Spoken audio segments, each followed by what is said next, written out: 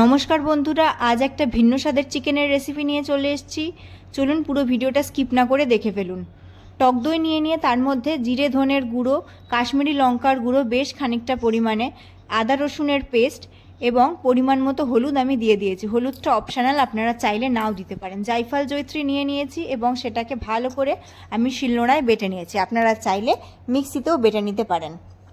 পেঁয়াজটাকে ভালো করে বেরেস্তা করে নিয়েছি। কাজু, কিশমিশ এবং চীনাবাদামকে ভালো করে ভেজে নিয়েছি। আপনারা চাইলে বাদামটা না ভেজে কাঁচাও দিতে পারেন। তারপরে ওই পেঁয়াজ ভাজার তেলের মধ্যেই আমি দিয়ে দিয়েছি টক দইয়ের মিক্সচারটা। দেওয়ার সময় ভীষণ সাবধানে দেবেন, কারণ ছিটতে পারে।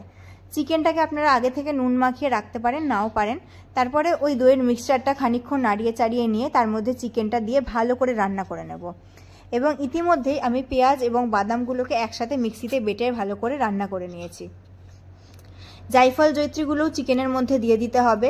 বেশ খানিকক্ষণ রান্না করে মিঠা আতর এবং ফ্রেশ ক্রিম দিয়ে নেব। ফ্রেশ ক্রিম এবং মিঠা আতর দিয়ে ভালো করে নাড়িয়ে চাড়িয়ে নেব। তাহলেই হয়ে যাবে আমাদের এই চিকেনের দুর্দান্ত রেসিপিটা। একঘেয়ে চিকেন খেতে খেতে যারা বোর হয়ে গেছেন তারা চাইলে অবশ্যই একবার ট্রাই করতে পারেন। ভীষণ ভালো লাগবে রুটির সাথে, পরোটার সাথে।